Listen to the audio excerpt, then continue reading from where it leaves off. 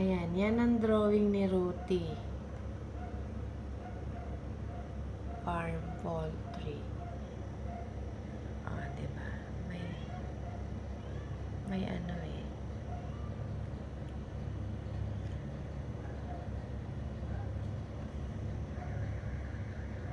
Ang galing. Merong ano. Kaya niya mag-drawing ng ganyan. Akin, hindi ko kaya yung ganyan.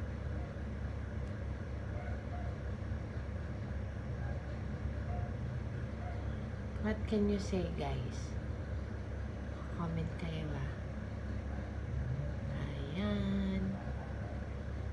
That is her, ano yan, trabaho niya.